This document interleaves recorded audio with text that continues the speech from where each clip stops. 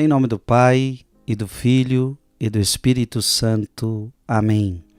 Deus abençoe você, Deus abençoe sua família.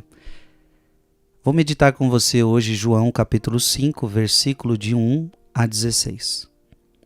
Houve uma festa dos judeus e Jesus foi a Jerusalém. Existe em Jerusalém, perto da Porta das Ovelhas, uma piscina com 5 pórticos, chamada Betesda, em hebraico.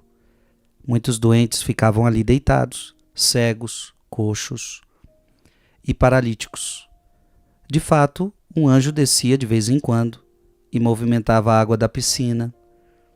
E o primeiro doente que aí entrasse depois do borbulhar da água ficava curado de qualquer doença que tivesse. Aí se encontrava um homem que estava doente havia 38 anos. Jesus viu o homem deitado e, sabendo que estava doente há tanto tempo, disse-lhe: Queres ficar curado? O doente respondeu: Senhor, eu não tenho ninguém que me leve à piscina quando a água é agitada. Quando estou chegando, outro entra na minha frente. Jesus disse: Levanta-te, pega na tua cama e anda. No mesmo instante, o homem ficou curado. Pegou na sua cama e começou a andar. Ora, esse dia era um sábado. Por isso, os judeus disseram ao homem que tinha sido curado: É sábado, não te é permitido carregar tua cama. Ele respondeu-lhes: Aquele que me curou disse: Pega a tua cama e anda. Então lhe perguntaram: Quem é esse que te disse: Pega a tua cama e anda? O homem que tinha sido curado não sabia quem fora, pois Jesus se tinha afastado da multidão que se encontrava naquele lugar. Mais tarde, Jesus encontrou o homem no templo e lhe disse: Eis que estás curado, não voltes a pecar, para que não te aconteça coisa pior. Então o homem saiu e contou aos judeus que tinha sido Jesus que o havia curado. Por isso, os judeus começaram a perseguir Jesus, porque fazia tais coisas em dia de sábado. Palavra da salvação.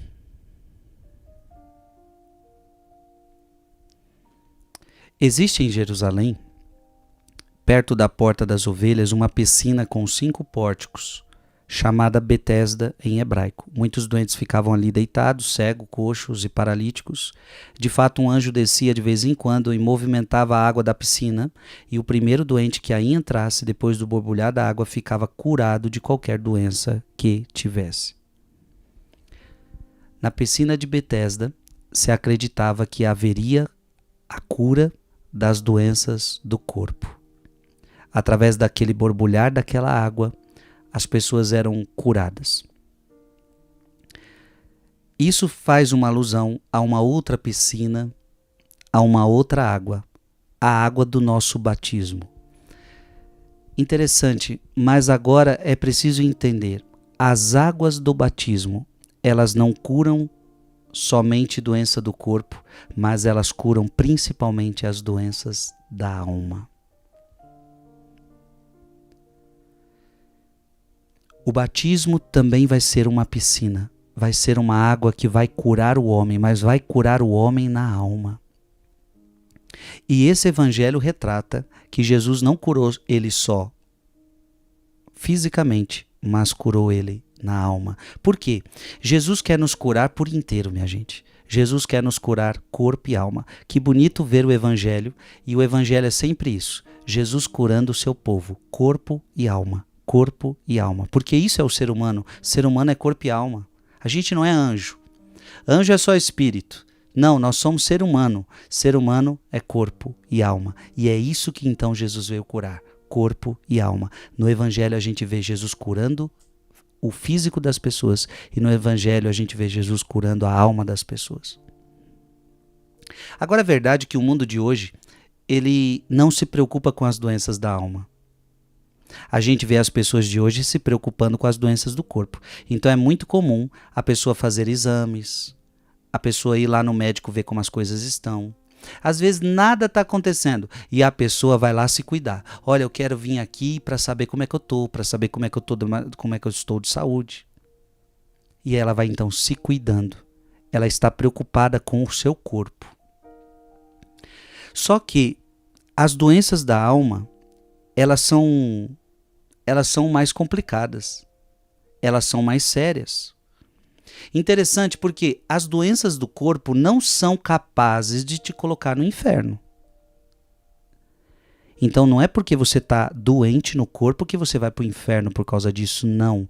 Nenhuma doença do corpo te coloca no inferno. Agora é interessante, as doenças da alma, que é o pecado, ele pode te colocar no inferno. Então por que as pessoas não se preocupam com isso? Por que as pessoas se preocupam mais com o corpo que não é capaz de me levar para o inferno e não se preocupam com os pecados, com as doenças da alma que podem me levar para o inferno? As doenças da alma, meu irmão, os pecados que muitas vezes nós podemos chamar de gula, orgulho, preguiça, inveja, luxúria, ira, avareza. Isso aqui são doenças da alma. Isso aqui a gente deveria se preocupar.